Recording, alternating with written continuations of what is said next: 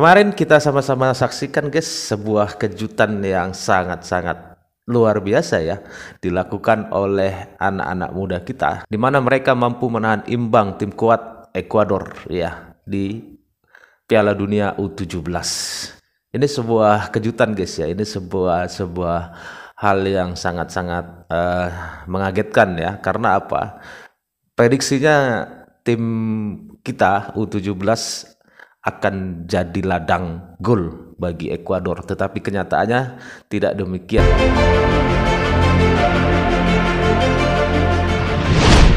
Indonesia mengawali kiprahnya di Piala Dunia U17 2023 dengan cukup memuaskan. Pasalnya sebelum bola ditendang, banyak yang ragu apakah timnas U17 bisa survive di kompetisi ini mengingat mepetnya waktu persiapan. Terlebih tidak sedikit pula yang ragu akan kapasitas Coach Bima. Namun pada akhirnya semua opini dan prediksi Indonesia bakal jadi lumbung gol setidaknya bisa terpatahkan di laga perdana.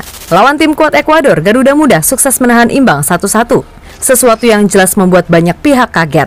Mulai dari Gianni Infantino, wasit legend Pierluigi Collina, sampai pelatih Ekuador itu sendiri.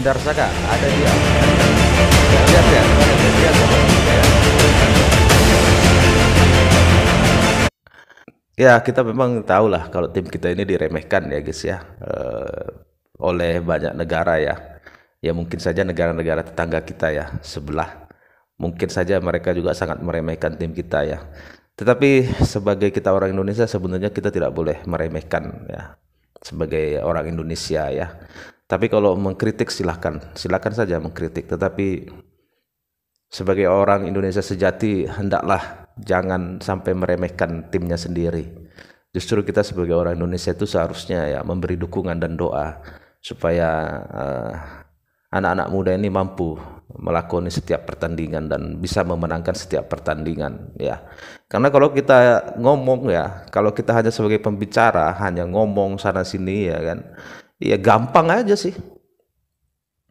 Yang melakukan ini yang susah. Jadi kita hanya diminta untuk mendukung dan mendoakan, itu saja. Ya kalau memberi kritik dan saran ya silakan, tetapi nggak usah nyinyir lah. Kalau nyinyir ini ya gampang aja, enak aja sih kalau nyinyir. Begini, begitu, merendahkan kualitas pelatih lah, merendahkan kualitas pemain kita, itu kan sangat nggak masuk akal kalau menurut saya ya. Menjalani laga perdana pastilah berat bagi siapapun, termasuk Indonesia yang dianggap sebelah mata.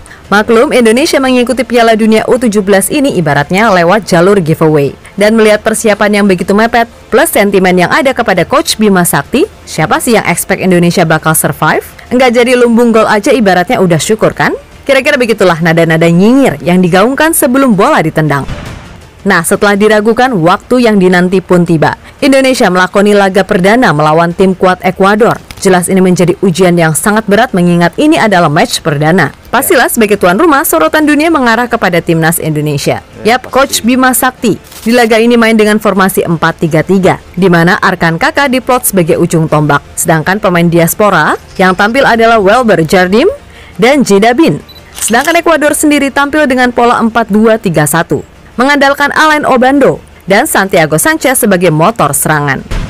Yap, sepanjang laga harus diakui kalau perbedaan level kekuatan dan pengalaman antara Indonesia dengan Ekuador cukup mencolok. Meskipun begitu, Indonesia tetap mencoba bermain sesuai kapasitas yang dimiliki. Minimal fight itulah yang mungkin ada di benak adik-adik tercinta ini.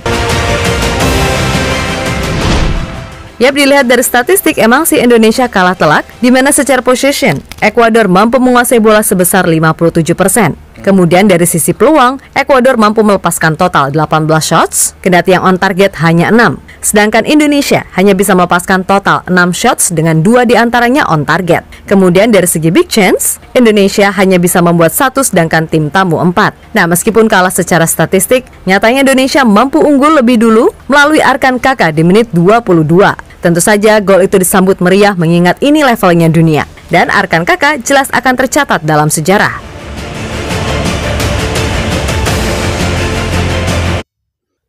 Apalagi ini sebenarnya kan pertandingan pertama ya guys ya, perdana, dan pastinya bebannya lebih berat ya dibandingkan nanti pertandingan berikutnya.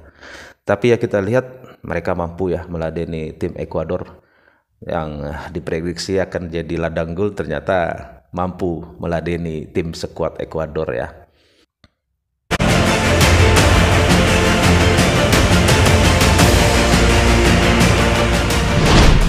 Yap, usai kebobolan, Ekuador jelas tambah ngegas. Dan mereka sendiri akhirnya bisa menyamakan skor di menit 28 lewat Alen Obando. Jelas itu sedikit membuat mental pemain Indonesia goyah. Tapi kembali lagi, dengan fighting spirit yang tinggi, Indonesia mampu menahan imbang Ekuador sampai akhir. Kendati sempat juga dibuat ketar-ketir saat Ekuador bisa bikin gol kedua. Dan oh ya, jangan lupakan peran kiper Ikram Al-Ghifari yang di laga ini tampil gemilang dengan mencatatkan 5 save penting.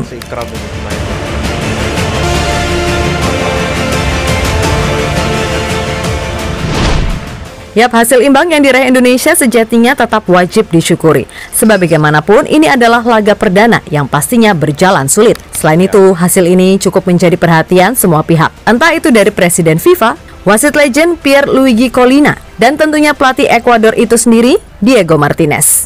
Yap, Martinez mengaku jika ia sangat sulit mencari info tentang kekuatan timnas Indonesia. Hal itu lantaran Indonesia lolos sebagai tuan rumah, sehingga ia tidak sempat mengamati cara timnas Indonesia bermain. Meskipun begitu, ia cukup dibuat kagum dengan beberapa momen timnas ketika berhasil melakukan transisi dengan baik.